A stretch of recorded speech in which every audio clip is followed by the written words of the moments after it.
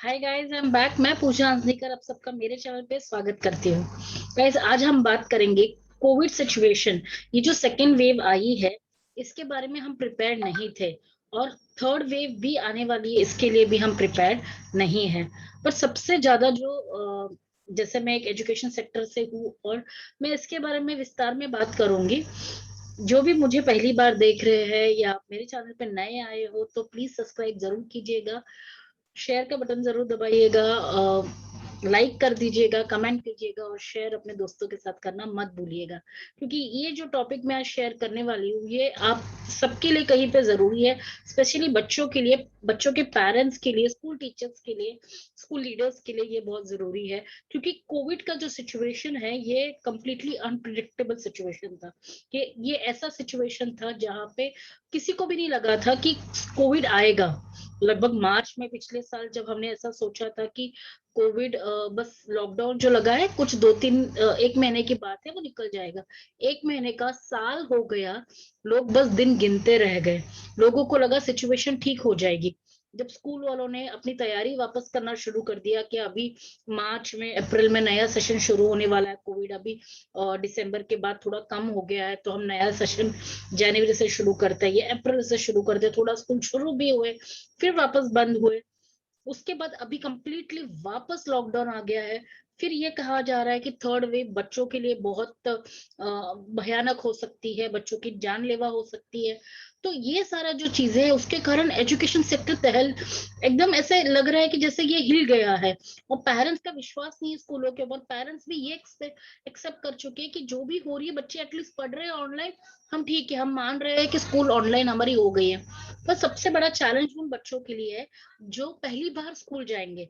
Specially nursery के बच्चे जो पहली बार स्कूल जाएंगे, या जो बच्चे नर्सरी में अभी ऑनलाइन एडमिशन लिया है और पिछले एक साल से वो ऑनलाइन पढ़ रहे हैं, उनके लिए स्कूल तो एक कंप्यूटर बॉक्स के अंदर है।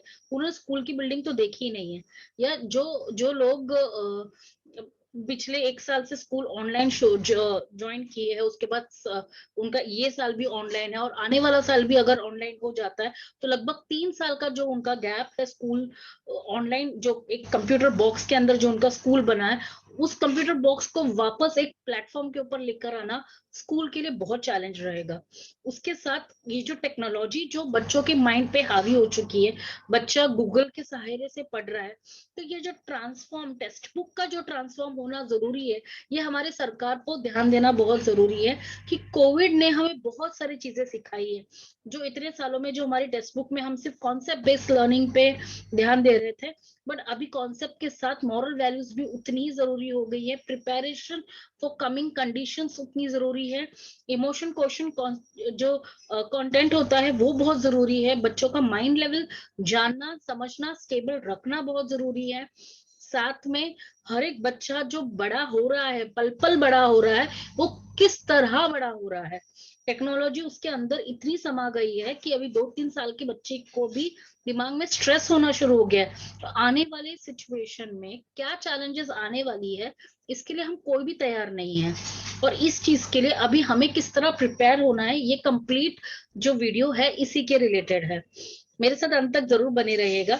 एक एक टॉपिक के ऊपर डिस्कस करेंगे। जैसे स्कूल्स में अभी ऑनलाइन स्कूलिंग जो हो गया है, तो बच्चों के लिए स्कूल वाले एक्सरसाइज करवा रहे आंखों की।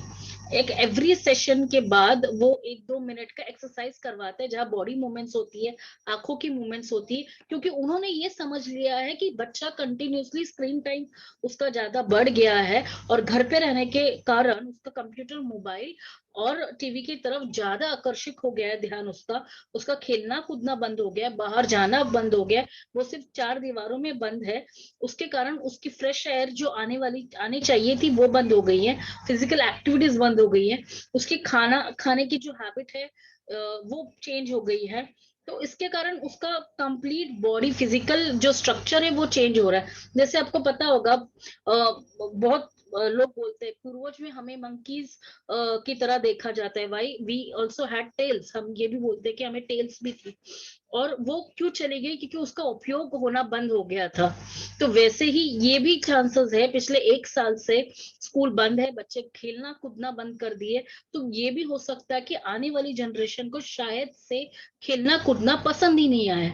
ये आने वाले जो जनरेशन है वो कंफर्ट लेवल में ज्यादा पले बढ़े, और उन्हें जो स्ट्रगल भरी लाइफ है उसके लिए वो चैलेंज के लिए तैयार ना हो। तो स्कूल के लिए सबसे पहला काम ये करना है कि बच्चे को या पेरेंट्स को भी, बच्चे को और पेरेंट्स, पेरेंट्स और टीचर्स बच्चों को ये समझाना है कि ये जो सिचुएशन, ये टेम्पररी फेज है, ये जो ये दुनिया अभी वो लोग देख रहे हैं, ऐसी दुनिया पहले नहीं थी। जैसे हम इतिहास पढ़ाते हैं बच्चों को, तो बच्चों को 2-3 साल पुराना इतिहास पढ़ाना जरूरी है। उनको बताना है कि अभी ये जो दुनिया चल रही है हमारी, इट इज कम्प्लीटली आपको ऑनलाइन दिख रही है, बट ये सिर्फ कोविड की वजह से है, ऐसा परमानेंट नहीं रहने वाला है। परमानेंट हम वापस स्कूल की बिल्डिंग में जाने वाले हैं, और शायद हो सकता है ब्लेंडेड एजुकेशन हो, क्योंकि बहुत सारे बच्चे ऐसे जिद कर सकते हैं कि मैं आज स्कूल नहीं जाऊंगा, मैं ऑनलाइन पढ़ूंगा। तो ये भी बच्चे का माइंडसेट हो सकता है। तो पेरेंट्स आपको इस चीज के लिए भी रेडी होनी है कि शायद बच्चे ये बोले कि मैं कंप्लीटली स्कूल जाऊंगा ही नहीं, क्योंकि स्कूल में जाने पे मुझे पसीना आता है, मुझे एसी नहीं मिलता है, मुझे प्लेग्राउंड में खेलना नहीं पसंद है, धूल मिट्टी की एलर्जी हो जाती है, मुझे मुझे भीड़ भरी एटमोस्फेयर में डर लगता है, मुझे टीचर ऑनलाइन ज्यादा पसंद है, या फिजिकल टीचर जब होती है तो मुझे उतना ट्रस्ट नहीं रहता, मुझे वो मारेंगे या डांटेंगे उसका मुझे डर रहता है, और वो मुझे छू ले इसका डर रहता है। तो बहुत सारी चीजों के लिए बच्चे के दिमाग में ये बातें आ सकती है। तो पेरेंट्स को ये बहुत बड़ी जिम्मेदारी है, पेरेंट्स और टीचर्स की, जहां पे उन्हें ये बता देना अभी कि ये जो सिचुएशन है, कोविड की जो सिचुएशन है, ये टेम्पररी है, ये एक बीमारी के कारण है, और ये चेंज होने वाली। और इतिहास भी हम देखते हैं तो बहुत साल पहले जब हमारे इसमें ऐसे ही डिसीजेस आई थी, ऐसे ही जब लॉकडाउन लगे थे, तो ट्रांसफॉर्मेशन हुआ है नेशंस में। तो हमारे भी कंट्री में ट्रांसफॉर्मेशन, वर्ल्ड वाइड ट्रांसफॉर्मेशन चल रहे हैं। तो बच्चों के थॉट प्रोसेसेस भी चेंज होंगे, बच्चे बहुत जल्दी ग्रो अप हो रहे हैं, वो जल्दी मैच्योर हो रहे हैं। छोटा सा बच्चा 1.5, 2, 3 साल का बच्चा भी कंप्लीटली मोबाइल चला सकता है, 3 साल का बच्चा भी लैपटॉप पे अच्छे से इजीली क्लास ऑन करके बैठ सकता है। तो ये easily it is like adaptability हो गई है। बट 3 साल अगर ऐसे ही चलता रहा, क्या पता 3 साल के बाद भी अगर ऐसे ही चलता रहा, तो वी आर नॉट प्रिपेयर्ड कि क्या एजुकेशन सिस्टम का फ्यूचर होने वाला है। तो वी एज एन एजुकेशनिस्ट और पेरेंट्स और बच्चे, हमें रेडी रहना है किसी भी सिचुएशन को फेस करने के लिए। उस चीज के लिए हमें सबसे पहले अपना जो ट्रस्ट है वो आपको मेंटेन करके रखना है कि ये जो सिचुएशन है ये टेम्पररी है कंप्लीटली। दूसरी बात है, आपको पॉजिटिव होना है कि आप लर्निंग तो कर ही रहे हो, उसके साथ आपको स्ट्रेस नहीं होना है। क्योंकि क्या हो जाता है जब आप लर्निंग करते हो, आपको ऑनलाइन आप सब चीजें कर रहे हो, आपको कुछ चीज डिफिकल्ट हो जाती है, कोई चीज समझ नहीं पाती है, या आपको डर सा लगा रहता है, ये कंप्यूटर के जो आपकी आईज में इफेक्ट हो रही है उसके कारण आपका स्ट्रेस लेवल बढ़ रहा है। तो एट दैट मोमेंट आपको अपने आप को प्रिपेयर करके रखना है कि मुझे स्ट्रेस नहीं लेना है, एक्सरसाइजेस के ऊपर ज्यादा ध्यान देना है, क्योंकि फिजिकल एक्सरसाइजेस अगर नहीं होने के कारण बॉडी हमारी ट्रांसफॉर्म हो सकती है, और अगर ब्रेन बॉडी हेल्थ ट्रांसफॉर्म हो गया तो उसे रिगेन करना मुश्किल हो जाएगा। तो ये पेरेंट्स को बहुत ज्यादा ध्यान रखना है कि बच्चे को फिजिकल एक्टिविटीज दे, घर पे ही दे, कुछ भी ऐसे गेम्स उन्हें ना लाकर दे जहां पे उन्हें फिजिकल एक्टिविटीज ना हो।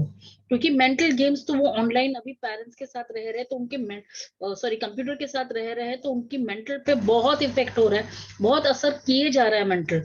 बट फिजिकल एक्टिविटीज नहीं हो रही है, तो ये ध्यान देने वाली बात है। कुछ गेम्स हम घर में ऐसे करें, मैं मानती हूँ कुछ कुछ घर में 4-5 लोग साथ में रहते हैं, छोटा घर रहता है उसमें इतने सारे लोग रहते हैं, तो फिजिकल एक्टिविटीज होना पॉसिबल नहीं है। बट आप बच्चों को कुछ ऐसी एक्टिविटीज दे सकते हैं जिसमें आप उनका इन्वॉल्वमेंट फिजिकल हो, जैसे क्लीनिंग ऑफ द हाउस, इसमें उनका फिजिकल एक्टिविटी हो गया है।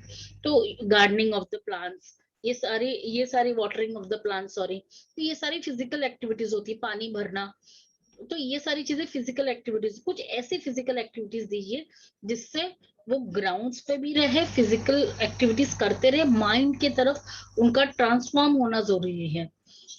ये एक बात होगी फिजिकल की।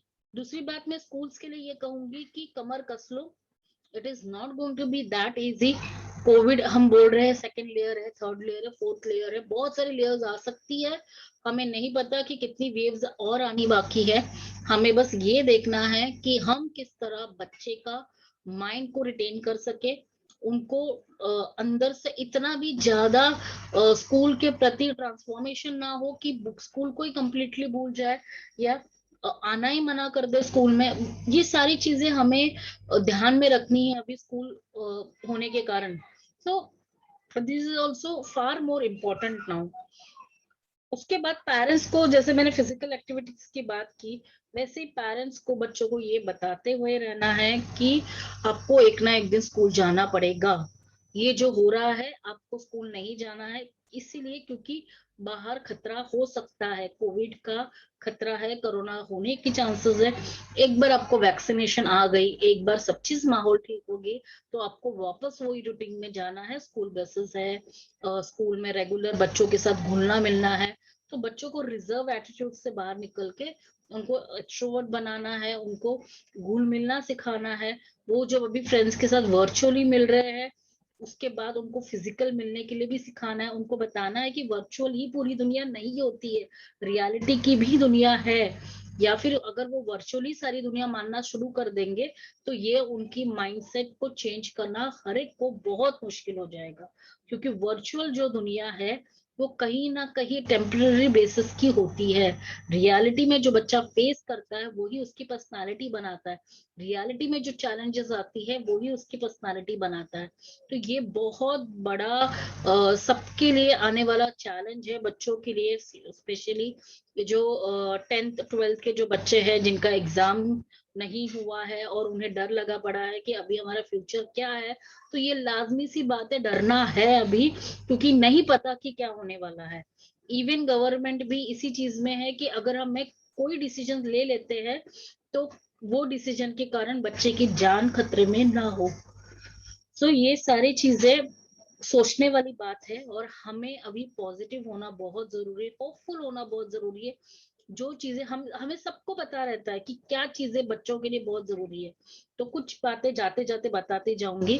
सबसे पहला आपको बच्चे की फिजिकल हेल्थ के ऊपर बहुत ज्यादा ध्यान देना है, क्योंकि अगर बच्चों को आदत पड़ गई है एक ही जगह पे बैठने की, वर्चुअल लाइफ को ही अपनी लाइफ समझने की, तो बहुत दिक्कत होने वाली है।